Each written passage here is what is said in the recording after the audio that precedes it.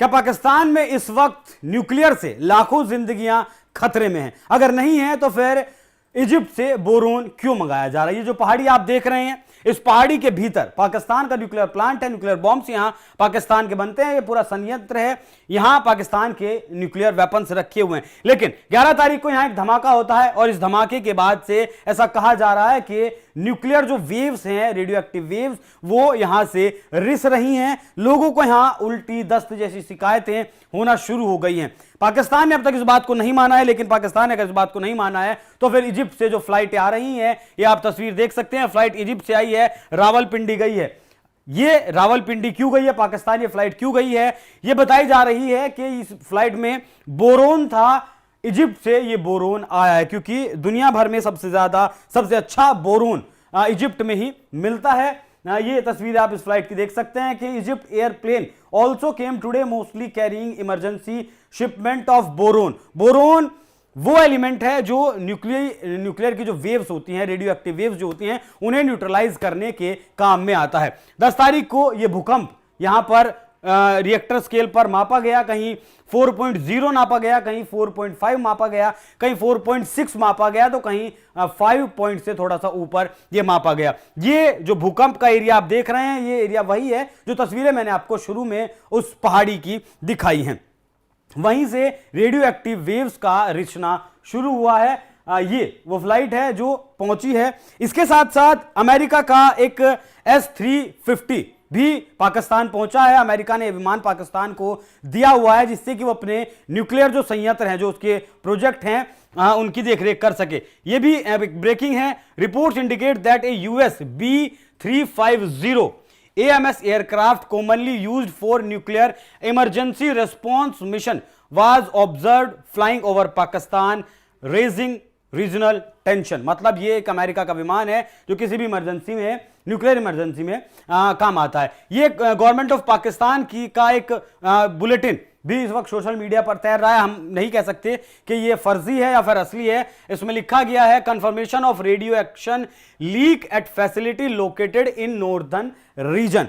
लोगों को यहां से जगह को खाली करने के लिए भी कहा गया है। वो तस्वीरें भी मैं आपको दिखाऊंगा किस तरीके से कहा गया है। हालांकि इसकी हम पुष्टि नहीं करते हैं कि यह असली है या नहीं। Egypt supplies boron to Pakistan to contain nuclear radiation leak after airbase strike. 11 तारीख की यह खबर है जो इस वक्त बहुत तेजी से फैल रही है। तो पाकिस्तान में क्या वाकई में लाखों जिंदगियां खतरे में है? क्योंकि पाकिस्तान से ही कुछ ट्वीट्स वायरल हो रहे हैं।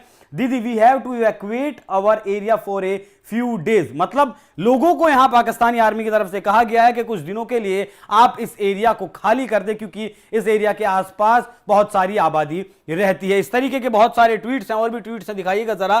सिर्फ उस इलाके से नहीं, पाकिस्तान से नहीं, दुनिया भर के लोग ये बात बता रहे हैं। The military is forcing people to leave immediately, saying leave or die due to radiation. मतलब या तो आप इस जगह को खाली कर दें, नहीं तो फिर आप मरने के लिए तैयार हैं। दुनिया के और भी बहुत सारे लोग हैं जो इस विषय पर अपनी राय लिख रहे हैं। Radiation is spreading in Pakistan from smaller bombs, all water must came from underground sources, do not drink radiated water as it will be cause cancer. मतलब जो पानी, मतलब नदियों का जो पानी है या फिर खुले में जो सब्जियां लगी हुई हैं, जो भी चीजें हैं, किसी को आप ना छुएं। अगर आप छूते हैं तब आपको कैंसर हो सकता है। इस तरीके की बातें पाकिस्तान में कही जा रही हैं।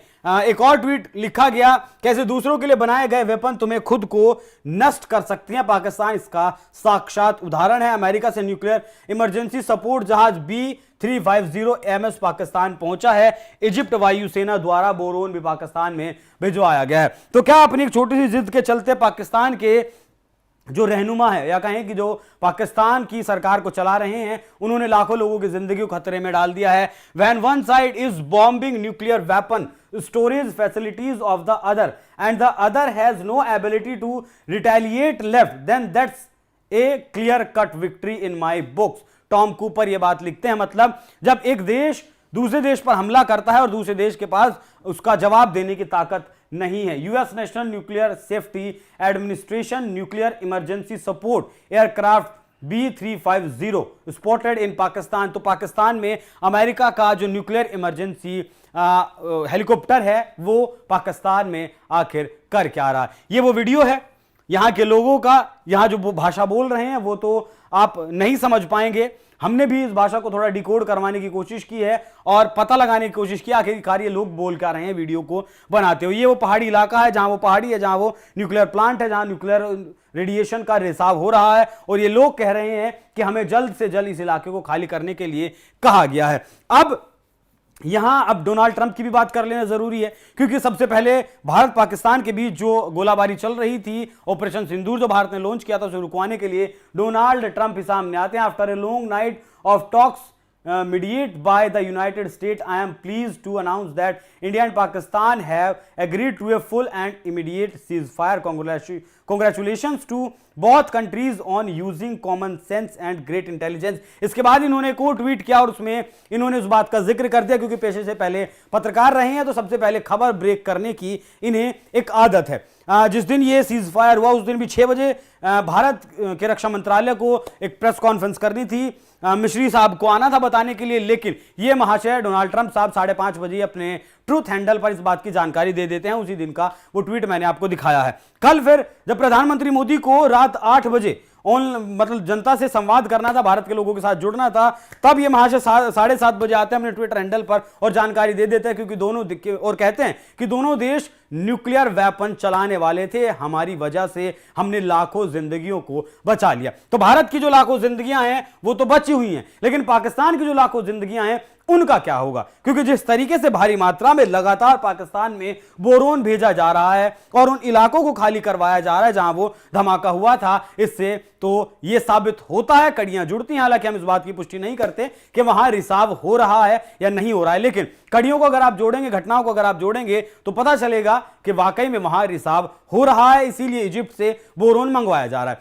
अब इसके पीछे की कहानी एक और समझ लीजिए कि ब्रह्मोस मिसाइल से कहा जा रहा है कि वहां पर हमला किया गया। हालांकि भारतीय सेना की तरफ से जब तीनों सेनाओं के डीजीएमओ प्रेस कॉन्फ्रेंस करने के लिए आए थे, तब उन्होंने इनकार कर दिया था साफ तौर पर। उन्होंने कहा था कि हमने पाकिस्तान के जो एयरबेसिस हैं, 11 एयरबेसिस पूरी तरीके से तबाह कर दिए हैं, बाकी किसी भी न्यूक्लियर जो बेस है उनका, जहां न्यूक्लियर हथियार रखे हैं, वहां हमने हमला नहीं किया। लेकिन जैसे ही हमला हुआ उसके बाद इजिप्ट, वो देश जो बोरोन पाकिस्तान भेज रहा है, वो भी ब्रह्मोस मिसाइल खरीदने की लाइन में लग जाता है। इससे पहले अपनी ब्रह्मोस मिसाइल हम फिलीपींस को बेच चुके हैं, वियतनाम लाइन में लगा हुआ है और अब इजिप्ट भी लाइन में लग गया। ब्रह्मोस एक भारत की सुपरसोनिक क्रूज मिसाइल है जिसकी स्पीड 5.5 मैक से भी ज्यादा है, मतलब आवाज की गति से भी 5 गुना ज्यादा। ये 1 घंटे में लगभग 5,500 किलोमीटर कवर कर सकती है। इसमें खुद का रडार सिस्टम लगा हुआ आता है।